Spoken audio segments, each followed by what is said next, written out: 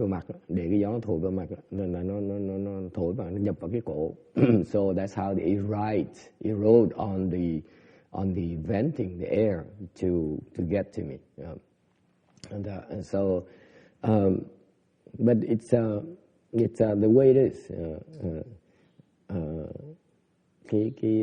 Chả có gì phải quan tâm quá, tại vì cái thân có thân thì có bệnh.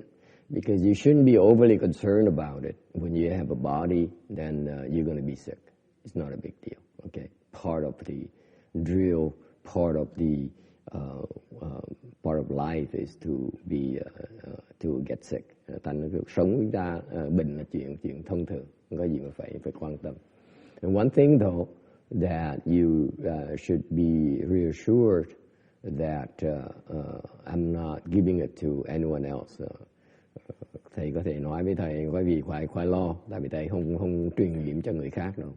Because if it weren't the case, you'd be sick with the strep throat as well by now. Tại nếu không cả chùa này đã bị hết rồi, đã bị đau cổ hết rồi. Because once I was living with my brother, có một lần thầy cách đây mấy năm thầy ở với nhà ông em thì and his kung fu is very high, cái trình độ ông này kung fu khá cao, gọi là hạng cao đó. Thì bữa kia thầy bị cái đau cổ. One day I had a throat problem, and then I forgot about it. Thầy quên phức thầy bận quá, quên phức thành ra a week later I talked to my brother because we hardly talk. Cái tuần sau thầy mới nói chuyện với ông em. Tại vì ít khi nói chuyện với nhau, bận rộn, hai người đều bận rộn lắm. And he said, you know, I've been struggling with my throat for the last week or so. I've been fighting with it. Ông mới nói với thầy, xin lỗi quý vị, excuse me. He says, ông nói là cái tuần này cái cổ nó đau dễ sợ luôn. Cứ vận công hoài mà nó dụng công hoài mà nó cứ đau quá trời. Ngày nào phải dụng công mà không hết. He says every week I've been working my kung fu and to fight the sore throat every single day. Okay. And I said, oh my God, I forgot. Thầy mới quên phức. Thầy nói, thầy xin lỗi, I apologize. And it went away. And thầy xin lỗi, nó biến mất ngay lập tức.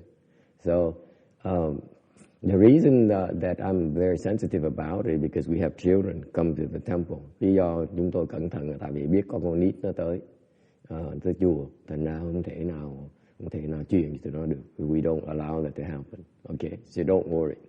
Even though you're sick, you go to the temple and you will not spread it around either. Ngay những cái người mà tới chùa có bệnh đi nữa cũng không có truyền nhiễm được đâu, tại vì chúng tôi không cho phép cái chuyện nó xảy ra được. Chỗ là chỗ để cái vị tu, nhưng mà chỗ để cái vị mà nhiễm bệnh. Because this place is a place for you to cultivate, not for you to get sick. Okay, because of us. All right. Any questions or comments? Ai có ý kiến thắc mắc gì không?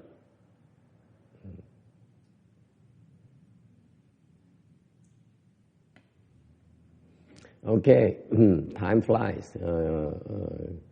It's almost the end of the year. Thời gian nó trôi qua mau dễ sợ lắm, sắp hết năm rồi. Okay. This year was a very, very good year. Năm vừa rồi nó tương đối nó khá hơn năm ngoái nhiều. It's much better than last year. But we are a month away from our final end of the year cultivation assemblies. Còn 1 tháng là đúng 4 tuần nữa chúng ta bắt đầu cái Phật thất, và 6 tuần liên tiếp là sẽ có tu luyện. Đó là cái phần xin lỗi quý vị, cái phần mà quan trọng của cái chuyện tu hành của các thầy, của các chùa này, của chùa này. So the 6 weeks here is an important part of our cultivation for this temple, because we are intent on practicing. We look forward to this time period. Nói thiệt quý vị được là cả năm đã sẽ soạn để mà tới cơ hội để mà tu cái này. Because it's the chance for us to make progress. Tại sao cái cơ hội nó quan trọng? Tại cơ hội này nó dùng cái pháp môn, cơ hội rất là tốt để mà có tiến bộ. Okay, tu hành. We practice in order. My personal bias is that I practice because I want to make progress. Cá nhân thầy tu mà tại thầy muốn tu để mà tiến bộ. Okay, because if I don't make progress, I would stop. I do something else. Tại vì nếu như mà thầy mà cảm thấy mà không tiến bộ nữa, thầy sẽ ngừng lại. Thầy không tu nữa đâu, thầy làm chuyện khác. That's my personal bias. I don't want to waste my life and my time. Thầy muốn phí thời giờ của mình, cái cuộc đời của mình, làm cái chuyện mà nó vô ích. So there is a particular dharma that the vị late Master Venerable Hoa transmitted to us. Có một cái pháp mà Ngài Chân Hoa truyền cho chúng tôi là cái pháp thiền thất. It's the Chanchi. It's one of the wonderful dharmas. Rồi một những pháp mà rất là tuyệt vời mà các tổ sư đã truyền lại cho nhau. Thành ra cái cơ hội tu này rất là quý báu. Quý vị mà tới tu được thì mời quý vị tới tham dự. So it's a wonderful dharma door that the patriarchs transmitted through the ages, and it has tremendous results. So if you have the chance and the time, you're most welcome to join us. It's a chance to make tremendous progress. Cái cơ hội mà để mà tiến bộ rất là lớn lao. Okay.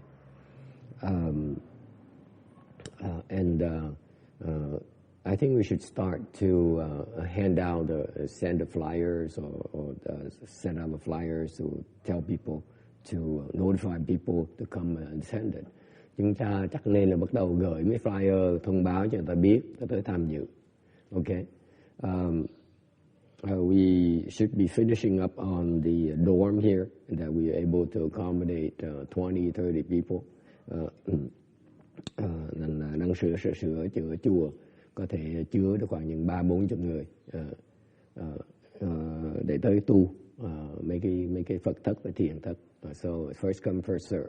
Ai tới trước thì được chỗ. And that's all we have. That's all we provide for you, free of charge.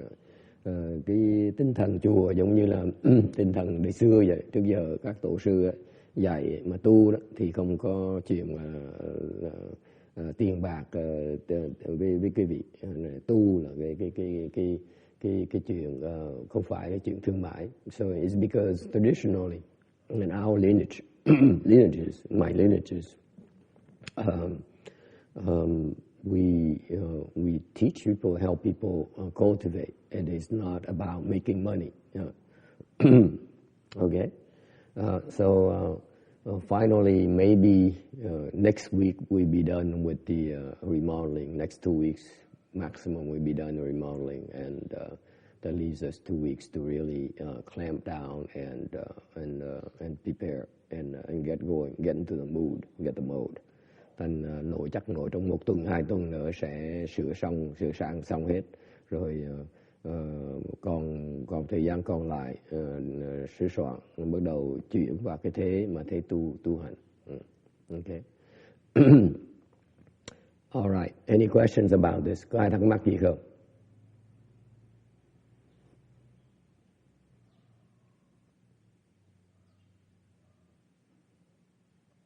Okay. Cultivation has its ups and downs. Tu đó nó có lên nó có xuống. Okay. Why is that? Tại tu đó, cái vị để tu phải có xuống nó mới lên được. What happens is that when you cultivate, you have to go down before you can ascend. That's a law of nature. So for example, being sick is one way to go down so that you can leap.อย่างnhư bệnh là một cái duyên để cái vị tuột xuống, đi xuống để mà lấy đà mà leo lên. Okay, you build momentum for you as you go down. You take momentum and you leap up a lot higher next. Okay, so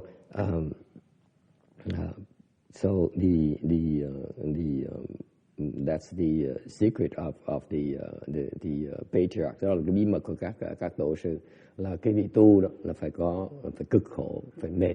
So what happens is that when you cultivate, you have to not be afraid to get tired. Là cái vị lúc mà tu đừng có sợ mệt. Okay. In fact, last night my throat was pretty bad. Tại tối hôm qua nó tới nó hành hung nữa, tại vì nó nhập vào cái cửa sổ. Lần này tối hôm qua thì nó vào cái cửa sổ, nó nhập vào cổ lại. So last night it went through the windows, and the wind through the windows got to my throat again. And so I was feeling good until then, and then it started feeling bad. So last night I just suddenly remember, I was so tired, I suddenly remember, my goodness, how come I don't do this? Lúc mệt mỏi như vậy, thầy nhớ sực lại, thầy mới tức cười, thầy mới nói, ủa, tại sao mình cứ ngồi chịu trận hoài à? Mình tức cười quá, mình biết bao nhiêu cái bảo bối để mà trị nó, mà tại sao mình không xài? Mà mình so I know I have so many weapons to deal with it instantaneously, but I still don't do them. I don't do anything for myself. Tại vì mình không làm gì cho mình hết á. Thầy nhất định không có tự chữa bệnh. I refuse to heal myself. Okay, unless I must. Thì thầy mới tò mò nó, ủa, nếu như người khác không có bù bối ta làm cái gì? So I wonder, I ask myself, if others who do not have these weapons I have, what do they do? Thì thầy thắc mắc là có những người khác mà không có những cái võ khí mà thầy có đó, thì tại quý vị biết trong cái việc làm của thầy phải có vũ khí đi đánh lộn người ta mới được. Because in my work I need a lot of weapons to go to fight big fights with others. So you have a lot of weaponry you need to develop. But what is it others who do not have the weaponry I have, what they can do? What can they do? Thầy thắc mắc là có cái người nhưng sanh cái ý là những người khác không có võ khí, người ta làm cái gì?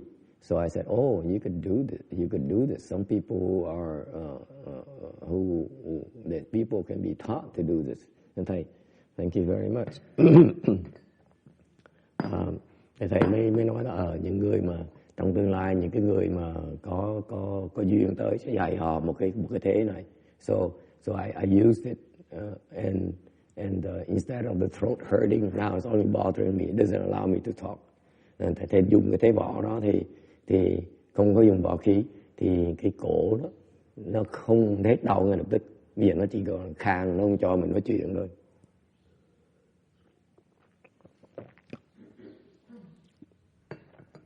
All right.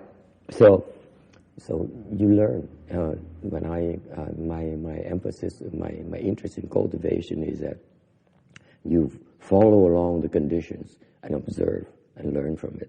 Cái tu hành của thầy thích ở chỗ đó là mình thuận duyên, bất cứ chuyện xảy ra mình im lặng mình đợi để mình hiểu, để mình đối phó nó, chứ không có tan phiền.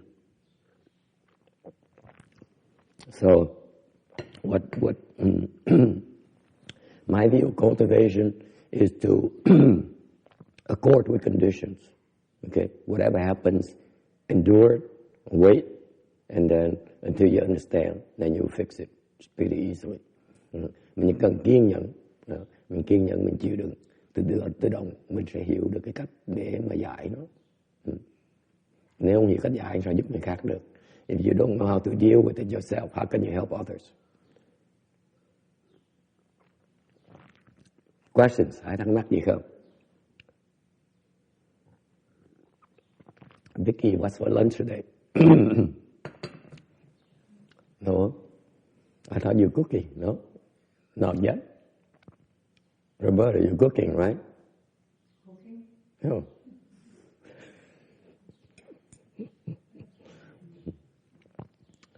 Okay, anyone has any story that would like to talk so that Master can rest his voice a little bit? Yes.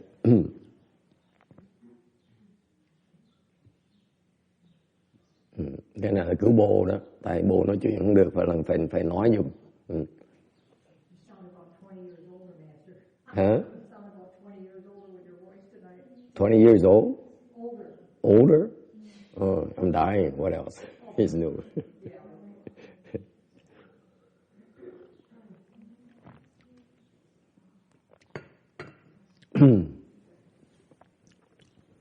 To prepare for the Dharma assemblies at the end of the year, cái vị sửa soạn muốn sửa soạn cho mấy cái pháp hội cuối năm đó, you have to slow down. Quý vị phải bớt cầu cạnh. You have to slow down, not seek so much. That's how you prepare for it. Bớt tham cầu. Okay, because you need to learn to be more satisfied with what you have. Bớt cái cầu cạnh này, bớt cái tham lam đi, để mà cái tâm nó lắng xuống, so that your mind settles down and you're able to cultivate get more results from cultivation. Để mà tu như vậy thì kết quả nó có nhiều kết quả hơn. Okay.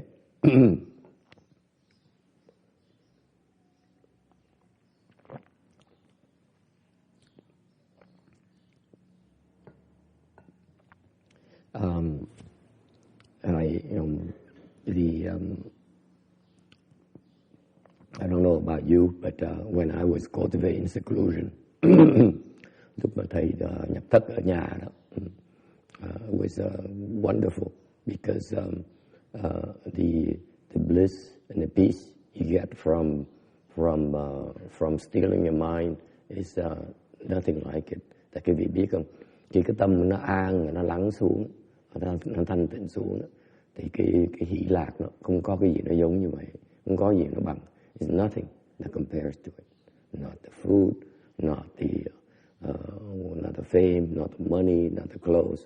Đồ ăn, áo quần, nhà cửa, xe cộ, tiền bạc nó không thể đem cái sự sung sướng như quý vị sẽ cảm thấy được. That's the fascinating part of cultivation. Đó là cái phần nó đặc biệt của cái việc tu hành. Okay.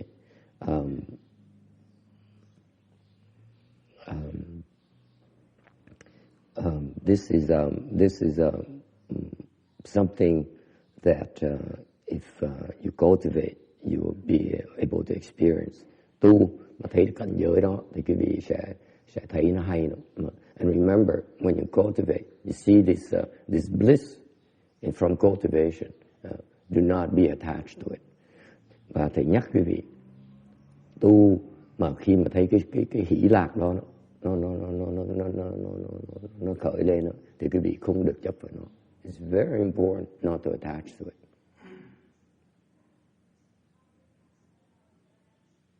Okay. I know that your life is hard enough, is strenuous enough. You like to have a break, and you like to feel good about for a few moments. Thầy biết cuộc đời quý vị mỗi ngày đó nó chật vật, nó cực khổ lắm, nó không có sung sướng đâu. Thành ra quý vị muốn nhiều giây phút mà nó thoải mái, nó hỷ lạc, thì quý vị rất là quý báu. Cái đó quý vị tự động sẽ có được khi mà tu hành. But what happens is that it's something that happens naturally when you meditate, when you recite the Buddha's name. Okay. There's no need to attach to it. Quý vị đừng có chấp vào nó. Why not? Tại sao không chấp vào nó? Why shouldn't you be attached to the good feeling when you recite the Buddha's name or when you meditate? Để hỏi quý vị, tại sao mà chúng ta không nên chấp vào cái cảm giác khoái lạc khi mình thiền hoặc là mình niệm Phật? Tại sao? Hoặc là tụng kinh? Why not? Kiên trì tại sao như vậy?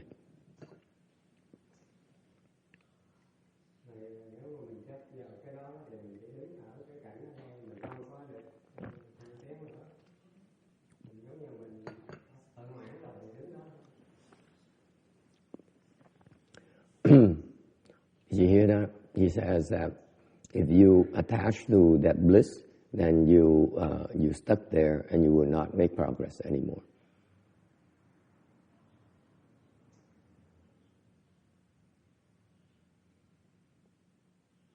Okay. It's just like you traveling, cũng giống như quý vị đang đi du lịch vậy đó.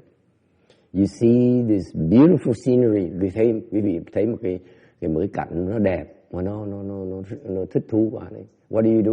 You stick around, right? To enjoy it more. Quý vị thấy không? Mình đi du lịch cũng vậy. Thấy một cái danh lam thắng cảnh thấy đẹp, mình thích quá đấy, thì muốn ở lại lâu hơn để mình nhìn, mình sung sướng hưởng thụ nó. Thì mình không đi được nữa. Nó dạng gì như vậy? It's that simple. You don't go forward anymore. Okay? Don't be attached to it. It's natural. Because if you stuck at that, eventually, then you miss out on the other sceneries. Là nếu quý vị mà chụp vào cái cảnh giới mà đẹp ở đó, cảnh giới sung sướng đó, thì quý vị sẽ mất cái cơ hội để mà hưởng thụ cái cảnh giới khác nữa. Nó hay hơn nữa. I assure you, you continue forward, you will experience even better bliss, more bliss and more wonderful feelings. Quý vị cứ tin vậy đó, tin thầy đi, cứ tiếp tục đi sẽ có mà tiến bộ, sẽ có càng ngày nó càng thích, càng sướng hơn nữa. Okay, that's why. Đó là như vậy đó. I remember a Caucasian guy coming to Long Beach Monastery and asked me. Hồi đó thầy dạy thiền ở chùa Long Beach, có một cái ông người da trắng và ông hỏi. He says, I like to meditate, and my Indian guru who came 20 years ago. Cái ông nói là tôi thích thiền lắm. Tại sao? Tại có ông thầy từ Ấn Độ qua 20 năm trước. Ông dạy ông cho tụng một cái thần chú. He said he taught me to recite a mantra, and it feels good. Every single time I recite the mantra, it feels good. Ông nói là mỗi lần tôi tụng cái chú đó, tôi sướng dễ sợ, tôi sướng dễ sợ. Thành ra ông với bên Phật giáo, ông có cái nào nó tương tự như vậy không? So he asked me, you Buddhists, do you have anything similar you can teach me?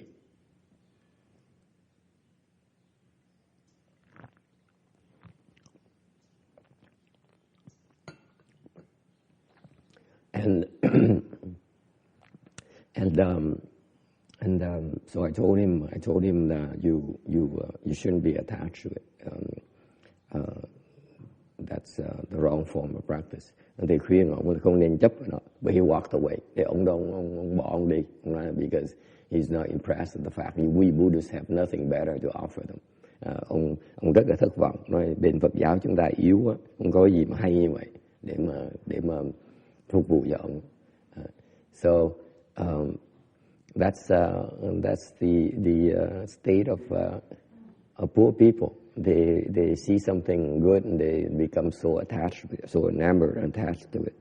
Mấy cái người nghèo như vậy đó, ta thấy gì hay, ta chụp vào đó, ta chấp vào, ta tham, ta không có bỏ được. Okay.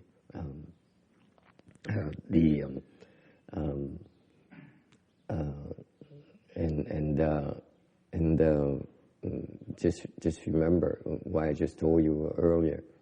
If you want to experience the next high level of bliss, thì nhắc quý vị cái chuyện này. Nếu như quý vị muốn sung sướng hơn, hiện bây giờ quý vị đang hưởng đó, thì what you have to do, you have to undergo going down, feeling bad before you can go up. Quý vị phải đi xuống, quý vị mới lên được.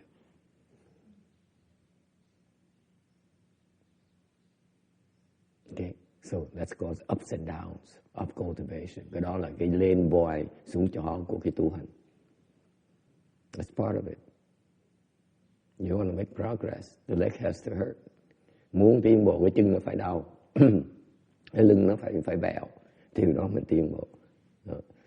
You want to make progress, you have to pay the price with your discomfort. You pain the legs and the back, and that's when that you're able to lead.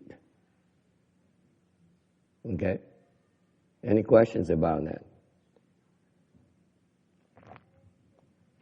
Why? You guys are so cooperative. You insist on making me talk. Cái gì ngày hôm nay rất là từ bi. Thầy nói thầy đau cổ mà thầy hỏi có ai có muốn gì nói, không ai nói gì hết. Rõ ràng cái vị là cái tâm từ bi nó còn hơi thiếu nữa. You really lack compassion. But that's okay. I'm supposed to be compassionate, not you. Cái điều không sao hết, tại vì thầy vật thầy vì thầy thì phải làm từ bi, còn cái vị đâu cần từ bi đâu. Chào Tràng. Thầy nếu mà không biết chi đến để nói hết thì làm từ bi còn nhiều hơn mà. He says, what if I don't know what to talk about? Does it mean my compassion and kindness and compassion is more than? I believe it's less, because even if you don't know what to talk about, you just BS, just for the sake of being compassionate.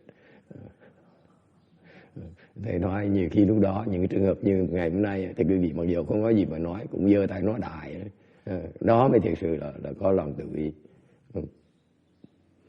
Okay. Anyone else? Có ai có ý kiến gì khác không? Yes, Vicky. Master, how long are we supposed to sit when we cultivate? Are we supposed to achieve a certain amount of time and then just keep going to that point, or are we supposed to go longer? Or Good question. Câu hỏi là lúc mình ngồi mình tu luyện thì mình cần ngồi bao lâu và mình cần làm gì? There are two aspects, okay, of cultivation. Có hai cái khía cạnh của tu luyện. Quý vị phải nhớ. Number one is maintenance. Thứ nhất là giữ nó. You don't want to regress. Quý vị không muốn thụt lùi. Okay? You cannot progress if you keep on regressing. Quý vị không thể nào tiến tới nên quý vị cứ thụt lùi hoài. Okay? So, there's a certain level of maintenance. Thành ra quý vị muốn giữ nó, gọi là dưỡng trì nó, thì quý vị phải luyện mỗi ngày. That means that every day you need to sit. Mỗi ngày quý vị phải ngồi. Mỗi ngày phải tụng kinh, mỗi ngày phải niệm Phật, mỗi ngày phải thiền. Every day you do whatever you wish. Whether it's recite sutra, meditate, or recite the Buddha's name, recite mantras, doesn't matter. Every day you have to do it. Mỗi ngày phải làm. Okay, that's maintenance. Okay, we recommend you do it an hour a day. Lần thầy khuyên quý vị mỗi ngày nên tu luyện 1 giờ. Okay, that's minimal. Cái đó là ít nhất đó, because it maintains your healthy state of mind. Tại vì 1 tiếng như vậy để duy trì cái sức khỏe tinh thần của quý vị.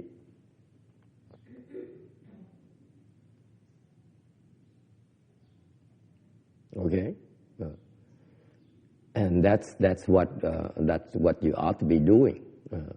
That alone is a tremendous achievement. Cái đó làm được 1 ngày, ngồi 1 ngày 1 tiếng đồng hồ, quý vị là gọi là hạng người ưu tú của xã hội. I would classify you as the superior members of society. Superior. Không bao nhiêu người trong cái thế gian này làm vậy được đâu. Rất là khó. I would advise you to get up earlier in the morning to do that. If you don't find, you think you don't have enough time. Thầy khuyên quý vị, nếu như mà cảm thấy không đủ thì giờ, cuộc đời nó bận rộn, nó mệt mỏi quá đi, nhiều khi làm việc quá, nó mệt quá đi. Vì quý vị muốn ngủ nhiều hơn để mà dưỡng sức, quý vị lầm rồi. Thức dậy sớm hơn thì gì đó, hy sinh một cái giờ ngủ của mình, ngồi dậy ngồi thiền, trong ngày quý vị sẽ nhiều sức hơn. I advise you to not be afraid of it and sacrifice an hour of sleep. Sleep an hour less, just to get up and meditate. You feel a lot more invigorated than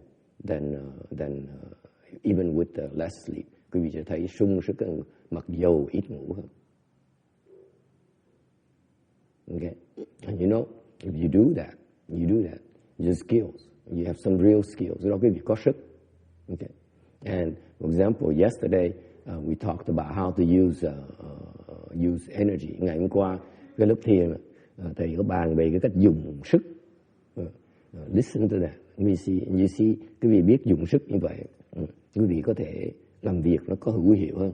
For example, if you know how to work like that, utilize your strength, your energy, like the way I explained it yesterday during a Chan lecture, then you're much more effective at your work.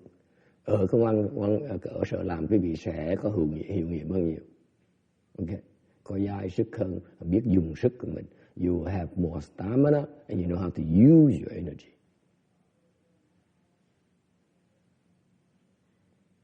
Okay. I'll give you an example để cho quý vị một cái ví dụ này nè.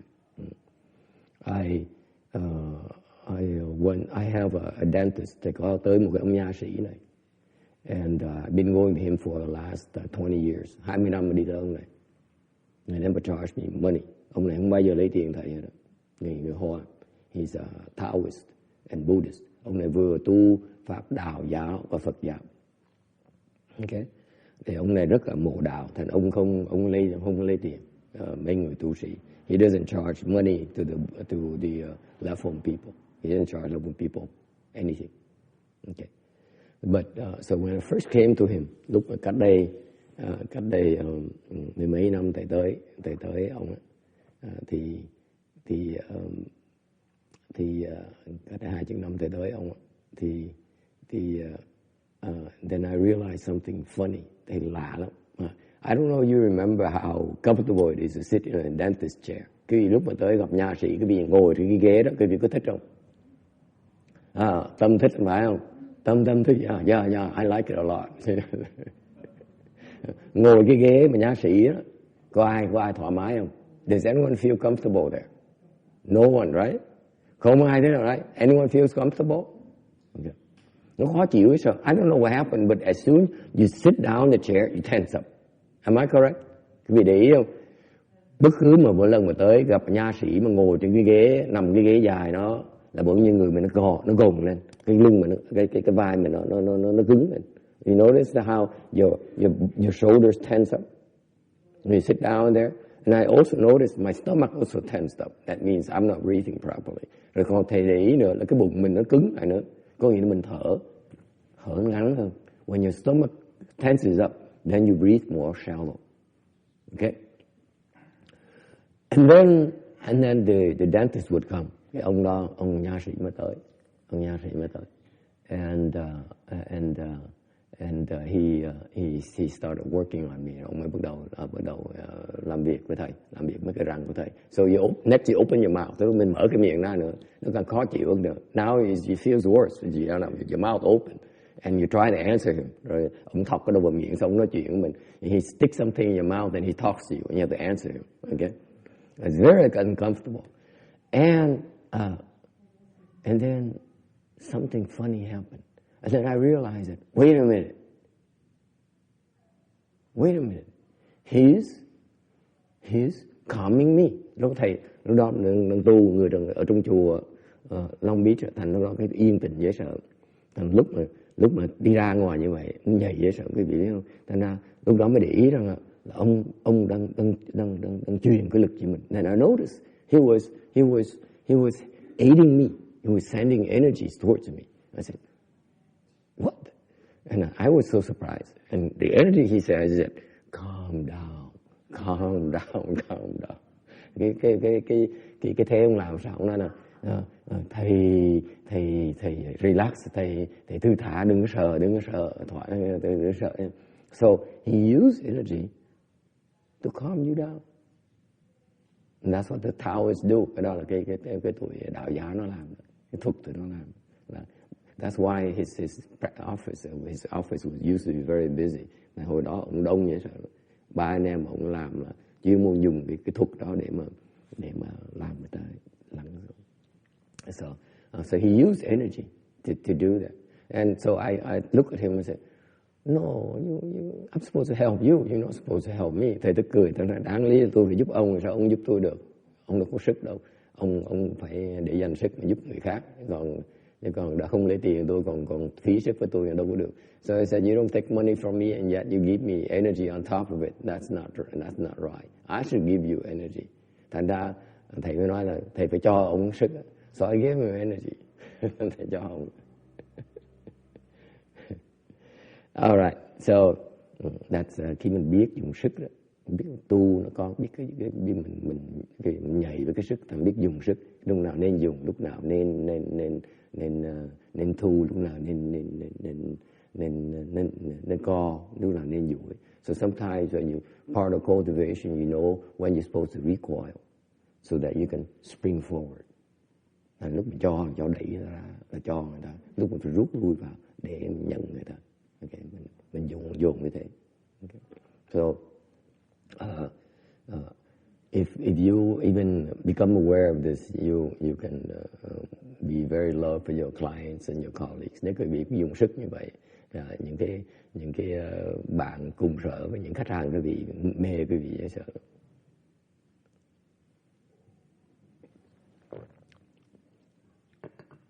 Okay, where are we? Oh, yeah. So maintenance is first. And quý vị phải không? Đầu tiên là quý vị phải giữ cái thế quân bình của mình. You maintain status quo by practicing every day. Từ mỗi ngày quý vị phải nên ngồi đều. So you create a habit of practicing. Okay, quý vị tập cái thói quen để mà mỗi ngày tu luyện như vậy. That's the first. And then next is that you attend a Dharma assembly. So cái phần thứ nhì mà thầy khuyên quý vị nên tới chùa. Okay, you need to come to the temple. Quý vị phải tới chùa. Tại sao như vậy? Because the temple you will help you make progress a lot quicker. Quý vị tới chùa, chùa sẽ giúp quý vị tiến bộ. Cái chùa mà đúng, mấy chùa Ngài Tiến Hóa, mấy chùa như trước Ngài Tiến Hóa còn trong cái tại thế. Because my master, when he was still in the world, when you come to see him, you receive a lot of help. Hồi đó, tất cả những người mà tới chùa mà gặp được Ngài Tiến Hóa được giúp đỡ. Okay. Unfortunately, I don't feel it's the case anymore. Rất tiếc bây giờ nó không còn như vậy nữa. Lúc trước quý vị, thành là quý vị tập cái thói là vào cái chùa với cái tâm cung kính, lòng thành kính. So you come to the temple with a mind of sincere and respectful mind, you receive help. Okay. Người nào tới chùa với cái tâm cung kính, cái lòng thành tâm sẽ được giúp đỡ. And that's how you make progress. Quý vị lúc đó quý vị sẽ tiến bộ. That's the second part. How do you make progress? The easier to make progress is to get some help. Thành muốn tiến bộ sao? Đối với thầy, cách mà tiến bộ dễ nhất và lẹ nhất là được giúp đỡ. You can go on your own as well. Quý vị muốn từ tu cũng được, không sao hết đó. It's going to take you 10, 20 years. 2 or 3 more lifetimes. Quý vị quý vị có thể tự tu một mình. Có nhiều người ta tới chùa, ta học xong ta về, ta tu tại nhà đó. Tu tại gia, rất nhiều người thích như vậy đó. A lot of people like to do that.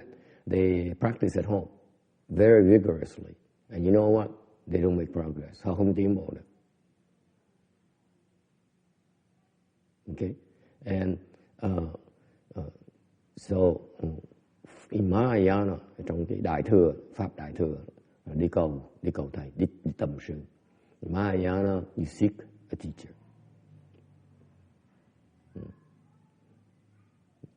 Thầy dễ sợ lắm, cái gì biết không?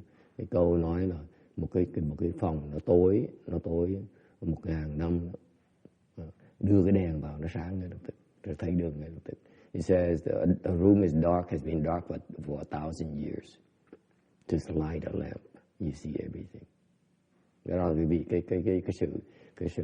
lời của một người thiện tri thức, and that's the advantage of a good no advisor. Okay, so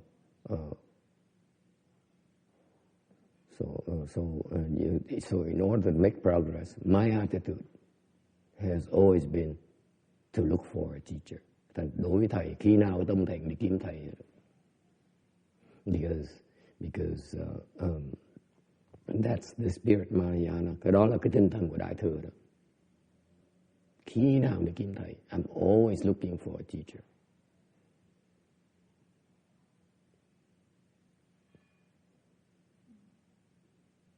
Questions? Ai thắc mắc gì không?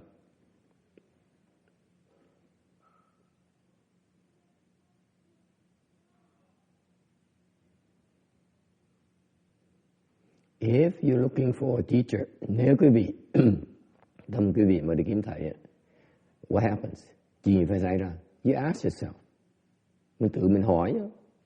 Nếu mình đi kiếm ông thầy, gặp ông thầy giỏi, mình làm cái gì để ông dạy mình bây giờ? You ask yourself, if I find a good teacher, what do I need to do to make sure he or she teaches me? Phải tự hỏi. Go through the theory, cứ phải suy nghĩ chuyện đó ra. Mình làm cái gì xứng đáng người ta mới dạy mình chứ. Chứ đâu phải người ta mình you see a teacher, a good teacher meets hundreds of thousands of people a day. How are you going to stand out? Quý vị thấy không? Một cái vị người thầy giỏi nó gặp cả ngày gặp cả 100 người, cả 1.000 người, cả vạn người. Bây giờ mình làm cái gì để ông nhận ra mình, để ông dạy mình? What do you do? So that you're worthy to become his disciple, his teacher. You're worthy to be taught. Okay. Yes. Will you be sincere? Yes. Thành tâm is one. What else? Respectful. Cung kính. What else? Yes. Humble. Khiêm tốn. Vigorous. Very good.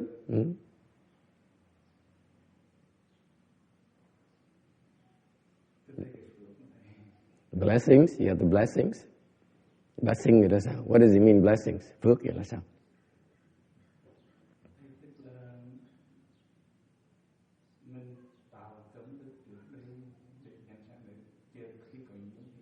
You work. Làm việc. You work. You work. Okay?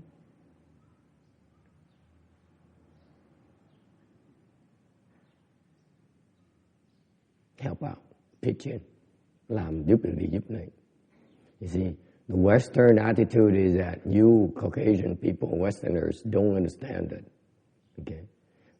That you have such a high opinion of yourself, teach me and so on, impress me with your knowledge. Okay, it's just the exact opposite. You not be taught, you won't be taught unless you deserve to be taught. It's different worldly knowledge. Cái thế gian pháp, người thế gian pháp, và bên Tây phương theo cái kinh nghiệm Tây phương thời này, họ nghĩ họ là xứng đáng, người thầy phải làm gì để họ mới chịu học người thầy đó. Cái pháp xuất thế nó hoàn toàn ngược lại. Nên mình phải xứng đáng cái pháp xuất thế mới hiện ra dạy cho quý vị. The exact opposite. You want to learn the worldly dharma. The teacher has to impress you. Cái pháp thế gian là ông thầy phải khoe với quý vị là ông thầy giỏi. Cái pháp xuất thế là ngược lại. Là cái ông thầy giỏi không bao giờ khoe quý vị hết. The transcendental dharma is just the opposite. A good teacher never tries to impress you. Never. Okay, that's a difference. Cái đó là có khác biệt là quan trọng dễ sợ lắm. Bởi vậy cái người Tây phương nó khó mà được dạy. That's why the Westerners have a hard time being taught because they have the wrong attitude. Mà cái người Tây phương cái thái độ nó sai lầm. Yes. I was thinking that also I think Westerners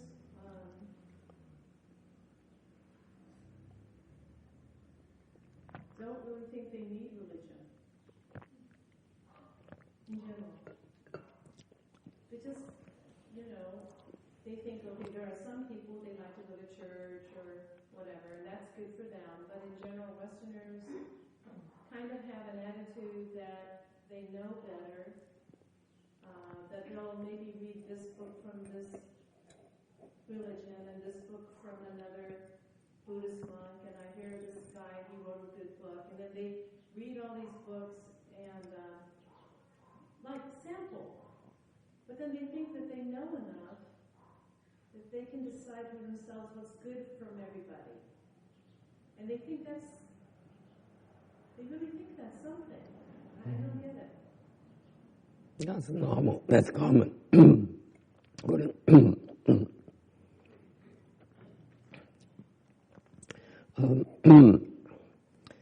People are well read. People do research. Người ta nghiên cứu sách vở. And they acquire knowledge through research. That's worldly knowledge. Cái nghiên cứu, tự nghiên cứu sách đó, là cái đó là cái thế gian pháp mới làm được. You can do it with worldly knowledge. Okay.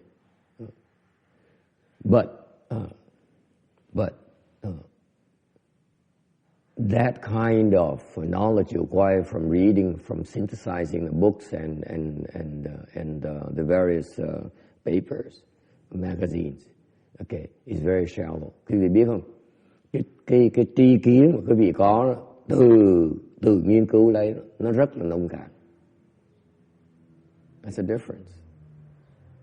You yourself is shallow. Okay? So whatever you do will still be shallow. Quý vị biết không? Quý vị đã nông cạn rồi, quý vị có thể bỏ 10 năm đi nghiên cứu cũng vẫn nông cạn như thường. Can you buy that? Quý vị có đồng ý chuyện đó không? Mình là người nông cạn, làm sao mình làm chuyện sâu xa được? Let's face it. I know I'm being insulting. If you narrow, you shallow, you myopic, you will still be like that in the next 20 years. Quý vị có nghiên cứu bao nhiêu nó cũng nông cạn như thường.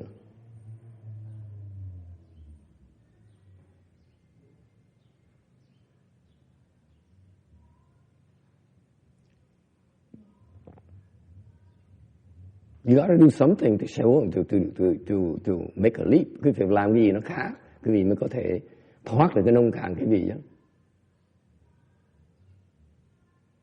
Right?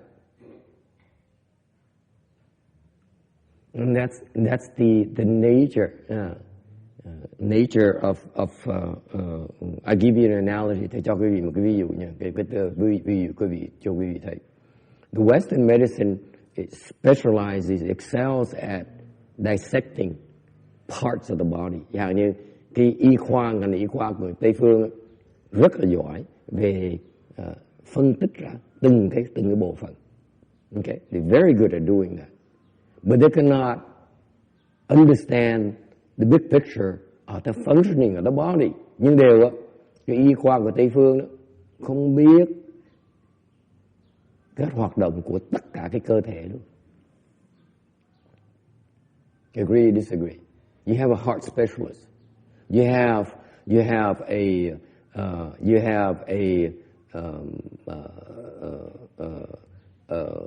throat specialist, heart specialist. You have a gynecologist. Có một người họ phải chuyên môn cái nghề đó. Okay, một cái ngành đó. Okay. That's how they distinguish themselves.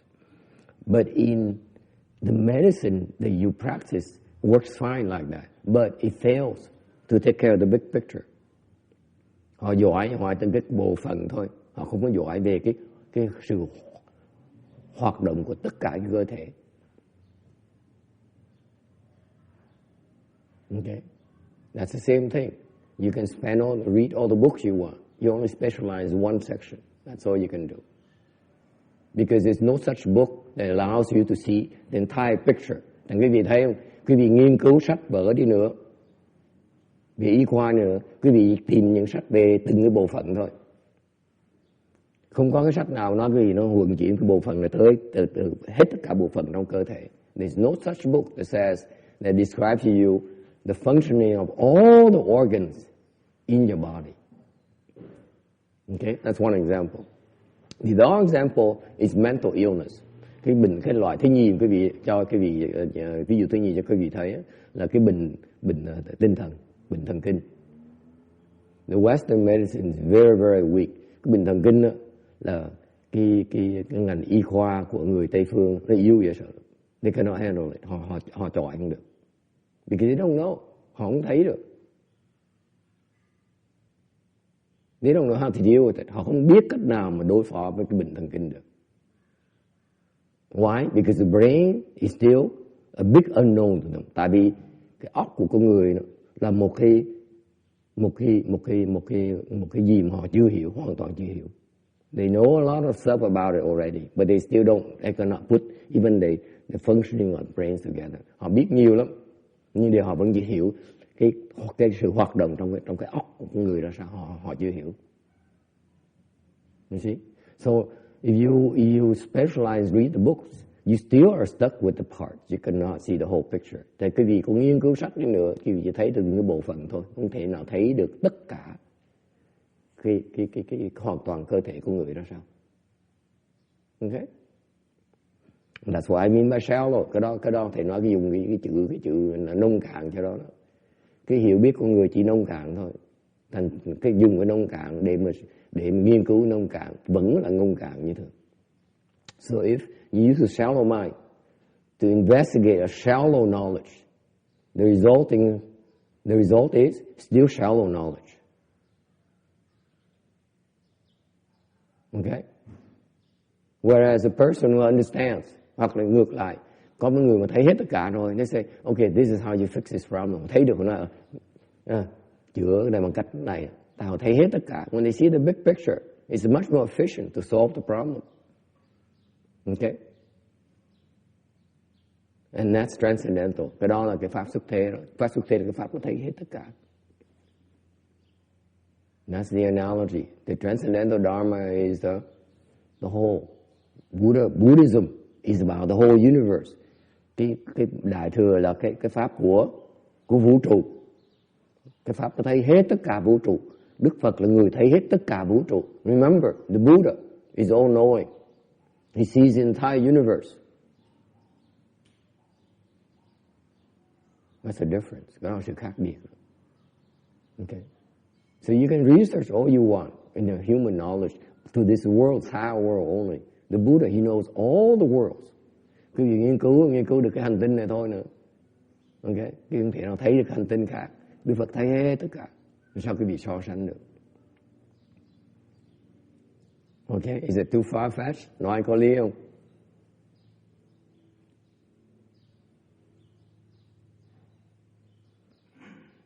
Okay, so the second part again is that I personally prefer to get help. Thành đối với quý vị biết, cái cá nhân thầy chọn đi tìm thầy.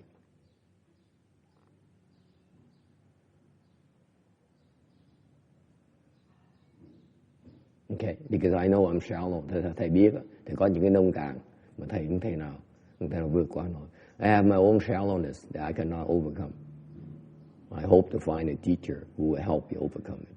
Thầy hy vọng gặp được ông thầy, người thiền tri thức mà có thể chỉ mình đang trật chỗ nào, mình đang kẹt chỗ đó.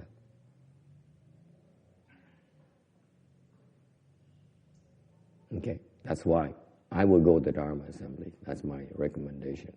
I always look out, for example, personally, I will always look out for someone who's have a good reputation. So what I do is I'm slightly different from you. What I do is I look at their teachings first. I say, oh, this person's vision is broader than mine. Thành thầy khác cái vị ở chỗ là thầy lúc thầy có nghe tin một thầy nào giỏi, nghe biết người danh người nào giỏi, thầy đức thịnh cái sách người đó, thầy coi từ cái tri kiến của ngài đó, người đó nó rộng chừng nào. I first look at the breadth of the teaching.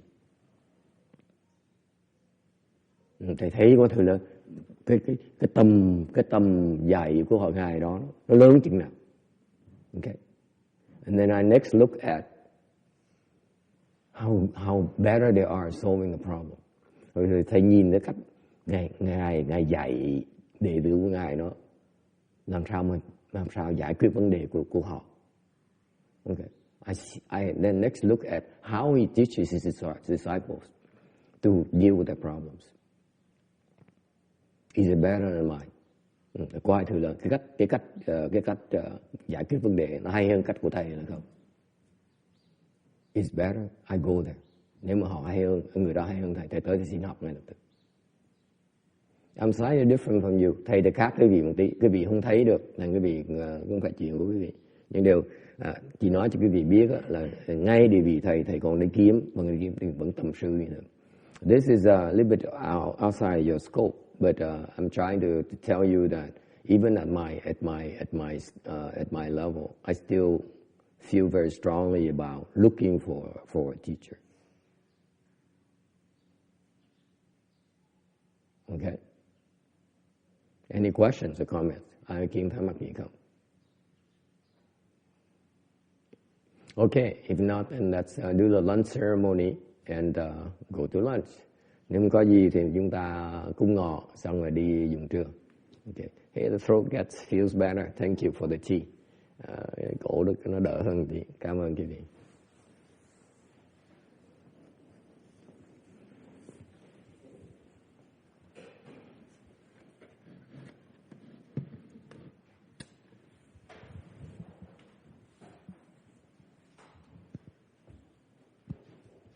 You feel better?